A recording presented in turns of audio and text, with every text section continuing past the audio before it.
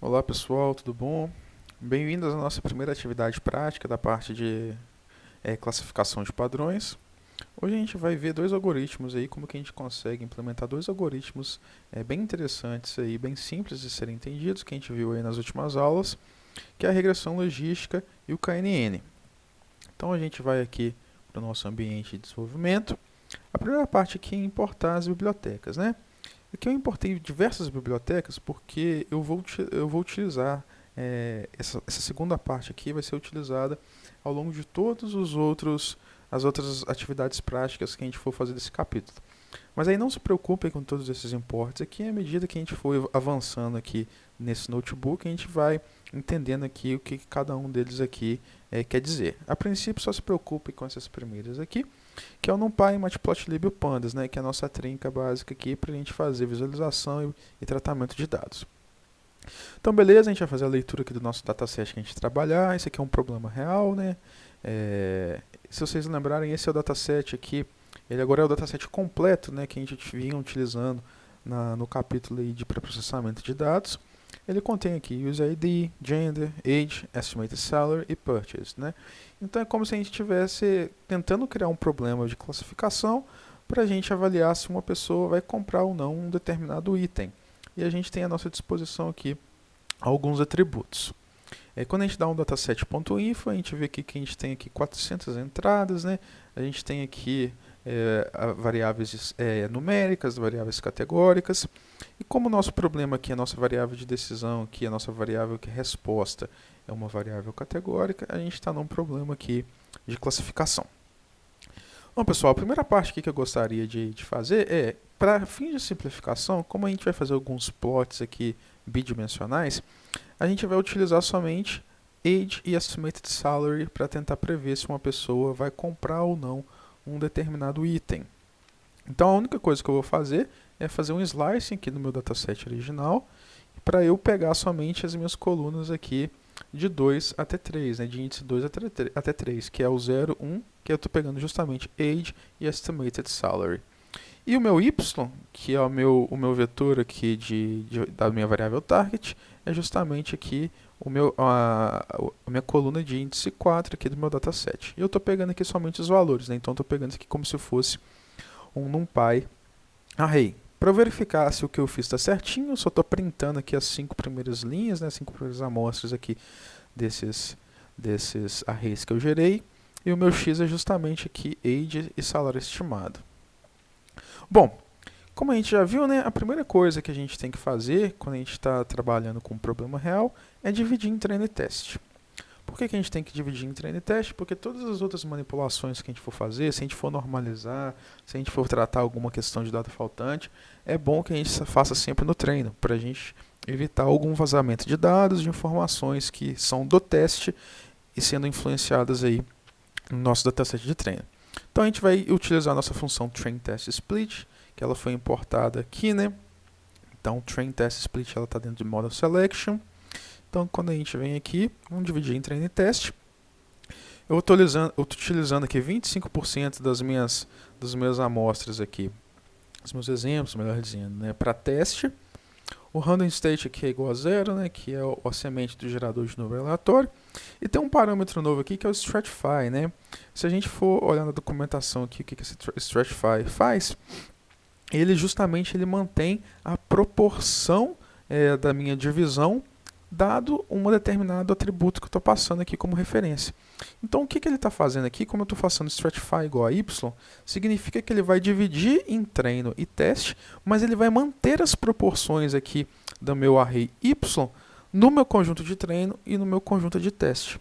Então como a gente está lidando aqui com variáveis categóricas, né, um problema categórico, vamos supor que a gente fosse fazer uma divisão aleatória aqui de treino e teste, e a gente está com um dataset desbalanceado e porventura no nosso dataset de treino ele fica somente com amostras, por exemplo, da classe negativa. Ele não tem quase nenhuma amostra da classe positiva para ele aprender o padrão, né?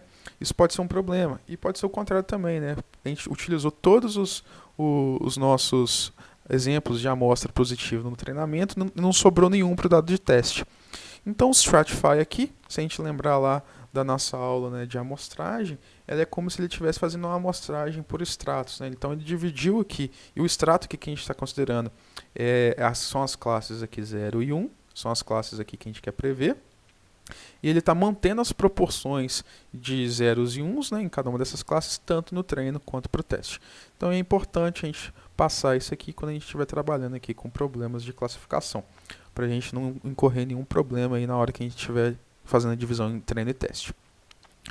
Bom, a segunda coisa aqui que é importante a gente fazer, como a gente vai lidar aqui com alguns algoritmos que são baseados em distância, né, que calculam alguma distância, alguma questão de relação de proximidade, igual o KNN, é importante a gente normalizar esse dado, né? Porque olha qual é a diferença, o tamanho da diferença aqui entre o salário estimado e a idade, né? A ordem de grandeza é muito diferente, né? Então aqui no casos mais simples a gente vai utilizar o Standard Scalar. E aqui é uma coisa que eu sempre menciono com vocês, pessoal. O fit a gente aplica sempre nos dados de treino. Então eu estou calculando aqui qual que é, se a gente lembrar, né, o Standard Scalar é aquele Z-score normalization, então ele vai subtrair da média e dividir pelo desvio padrão aí da nossa amostra. O fit, o que ele faz? Ele calcula justamente qual que é a média, qual que é o desvio padrão, e o transform aplica a transformação. O fit e o transform ele pode ser aplicado diretamente no treino, né, porque a gente vai fitar no treino e já transformar a nossa variável. Mas no teste é sempre bom ter em mente que a gente aplica somente o transform. Então aqui a gente está garantindo que a gente não está contaminando aqui, a gente não está calculando médias nem desvio padrão, utilizando informações aqui do teste, né? Então isso aqui é uma maneira da gente criar um treinamento o mais justo possível, né? Tentando emular o mais possível da realidade de um problema real, né? Onde a gente quer fazer predições em dados que a gente nunca viu. Então beleza, eu tenho o meu X-Train, meu X-Test agora e eles já estão normalizados. Essa outra função aqui, pessoal, é uma função para fazer um plot aqui da superfície de decisão. Quando a gente chegar nessa parte aqui, eu volto nessa função aqui, eu explico em mais detalhes o que ela faz. Mas ela é uma função para fazer plot. Beleza? Então, beleza, vamos aqui criar o nosso modelo de regressão logística. Para utilizar a regressão logística, é o Logistic Regression. Se a gente for aqui em cima, o Logistic Regression, ele foi importado aqui do sklearn.linearModel. Se a gente lembrar, né, a regressão logística é um modelo linear, então por isso que ele está dentro do linear model. Então eu importei aqui em cima, né, a regressão logística, instanciei, e agora, da mesma maneira como a gente viu lá na regressão tradicional, na MLP tradicional lá que a gente fez na regressão, a gente dá um fit nos dados de treino. Então a gente fitou o nosso modelo e agora a gente pode fazer as predições. Então o nosso aqui Logistic Regression, nosso log_reg.pred, aqui a gente está, .predict, melhor dizendo, a gente está fazendo a predição aqui no nosso conjunto de teste. E a gente tem aqui o nosso ypred. E agora a gente vai ver como que ficou essa superfície de decisão. E a gente vê esse plot da superfície de decisão, como a gente tem dados aqui, a gente tem somente 2 atributos, né? Essa foi uma das motivações pelo qual a gente está utilizando somente salário estimado e idade, que é para justamente a gente ser possível fazer essa visualização aqui. A gente vai ver qual que foi a superfície de decisão apreendida pelo nosso modelo através aqui do plot aqui do Decision Boundary, que é aquela função que eu mencionei para vocês, né? O que ela recebe? Né? Ela recebe aqui os meus dados aqui reais, né? O meu x-test, meu y-test. Então o x-test aqui ele é utilizado para fazer o plot aqui da coordenada, né? Então é a coordenada do ponto aqui, porque o eixo x aqui é a idade, o eixo y é o salário estimado normalizados, né? Então aqui ele é usado para gerar o eixo x, os pontos nas coordenadas do meu ponto aqui, do meu scatterplot. E o meu y7 aqui, ele recebe aqui, é o valor real do meu ponto. Então, o valor real. Então, esses pontos aqui do meu plot, meu scatterplot, que estão verdes e vermelhos, são os valores reais do meu conjunto de teste. Então, esse dado aqui é um dado que pertence à classe 1, esse dado aqui é um dado que pertence à classe 0. E o que a minha superfície de decisão faz? É a superfície, né, que foi obtida durante o treinamento aí da minha regressão logística. Então, eu passo aqui como atributo meu classifier, que é o meu log regression, e ele vai e plota aqui para mim qual que foi a superfície de decisão apreendida.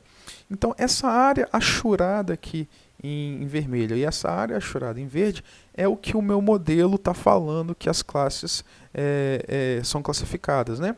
Então, aqui, igual a gente já viu, se eu tiver aqui um ponto vermelho aqui numa área verde, significa que o meu modelo está falando que esse ponto vermelho aqui ele é um verde, né? Então, se eu falo que alguma coisa ela pertence à classe positivas, mas na verdade ela é da classe negativa, né? Eu estou falando que isso aqui eu estou caindo aqui num problema de falso positivo. E similarmente aqui é um falso negativo, né? Se eu tenho um pontinho verde aqui, que ele pertence à classe 1, numa área onde de classificação, onde o meu modelo fala que é da classe aqui negativa, isso aqui é um falso negativo, né? Então sempre quando eu tenho cores aqui opostas em cores sobrepostas, né, umas às outras aqui, isso significa que a gente errou aqui, foi algum erro aqui de classificação. E como é que esse plot aqui é gerado, né, pessoal? Essa área achurada aqui nada mais é do que a gente está gerando aqui grids, a gente está gerando pontos tão pequenininhos aqui, tão pertinhos um do outro e classificando esses pontos que como basicamente que a olho nu a gente nem consegue ver a diferença de separação entre esses pontos. Então é como se eu tivesse gerado aqui um scatterplot para essa minha superfície aqui, mas com pontos tão pertinhos um dos outros que a gente nem consegue ver a diferença aqui entre um plot e outro. E é isso que essa plot decision boundary faz. É só uma estrutura aqui que ela recebe aqui quais são os pontos aqui que eu vou fazer a minha classificação, né? Então meu x7 e meu y7, eles entram aqui dentro do meu scatterplot. Então essa parte do código aqui, ela faz o meu scatterplot e colore eles de acordo com as cores aqui que eu quiser, né? Que no caso eu estou utilizando vermelho e verde. E a outra parte aqui, que é a parte de cima, ele vai fazer o plot da superfície. Como é que ele faz o plot da superfície, né? Ele gera um grid que vai ser uma matriz de pontos, né, tão pertinhos uns dos outros, e ele está gerando as coordenadas desse grid. E para eu fazer aquele plot lá da superfície, eu uso o plt.contourf, que ele faz um plot da superfície. Ele recebe aqui o x1 e o x2, que são os pontos do meu grid de plot, e aqui a classificação que esses pontos recebem através do classifier.predict. E eu estou especificando aqui que o alpha, né, que a transparência aqui vai ser 0.2, né, e diversas outras coisas aqui que são mais atributos de plot, né, que ele recebe o x-label, y-label e title, é justamente os títulos e o x-label e o y-label aí que a gente vai dar ao nosso plot. Então aqui, pessoal, é uma função que é basicamente só para plot. Ela pode parecer um pouco complicada, mas aí eu sugiro vocês a depois irem passo a passo aqui, dar uns prints aqui para entender aqui melhor. Mas o que está acontecendo a gente está gerando um grid aqui de pontos, está fazendo o plot de superfície desse grid que a gente gerou, está fazendo o plot aqui dos nossos pontos reais e está gerando uma superfície aqui igual a essa. Então é uma função aí que vocês têm que aprender uma vez e depois simplesmente utilizarem e replicarem aí para diferentes outros tipos de problema. Então aqui é a superfície que a nossa regressão logística teve, né? Igual a gente já viu, a regressão logística aqui é um problema linear, então a superfície aqui vai ser linear. Similarmente, a gente poderia utilizar o KNN. O KNN aqui, no caso, a gente utiliza através dessa classe KNeighbors Classifier. Se a gente for aqui em cima, esse KNeighbors Classifier está aqui. Então, esse sklearn.neighbors import KNeighbors Classifier. Quando a gente desce aqui na nossa classificação utilizando o KNN, a gente tem que definir o K, né? O K aqui, no caso, é o número de vizinhos que eu estou utilizando, que eu estou definindo como sendo 10. Mas a gente poderia escolher esse valor aqui através de uma estratégia de grid search, né? Ou através do joelho da curva, que a gente pode plotar qual que é o erro de treino e teste em função desse número aqui. Muito similar ao que a gente fez lá na prática de redes neurais. Mas, de maneira geral, a configuração dele, todos os modelos, né, do scikit-learn são muito parecidos, né? A estrutura que a gente instancia, depois dá o fit e depois faz o predict aqui no conjunto de teste para a gente avaliar aqui a qualidade. E a gente faz o mesmo plot da superfície de decisão. E olha só que interessante, pessoal. A superfície de decisão do KNN aqui, ela não é necessariamente linear, né? Ela tem essa possibilidade aqui.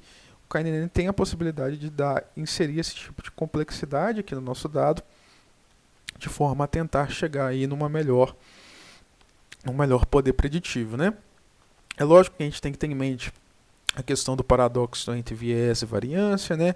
À medida que a gente aumenta aqui o valor do meu K, né, a gente está numa condição de underfit, à medida que a gente diminui, a gente vai overfitando mais, e a gente tem que escolher isso aqui para a gente ter um erro de treino baixo, mas também um erro de predição aí baixo, né? Que a gente estima através do nosso conjunto de teste. Beleza, pessoal? Então esse aqui é o que eu gostaria de falar com vocês na aula de hoje, que como a gente consegue utilizar a regressão logística e o KNN para fazer a predição e plotar a superfície de decisão aqui dessa predição para a gente enxergar o que está acontecendo. Nas próximas aulas práticas, a gente vai ver como que a gente consegue avaliar a qualidade de modelo de classificação e classificação em problemas lineares. Vai ser uma prática aí que a gente vai comparar diversos tipos de modelos de classificação. Bom, pessoal, a gente viu aí como utilizar a regressão logística, KNN, de forma bem simples, aí, utilizando o scikit-learn. Na próxima aula, vai ser uma aula aí que a gente vai discutir como que a gente consegue avaliar a qualidade de um modelo de classificação. Ficamos por aqui, pessoal. Até a próxima aula.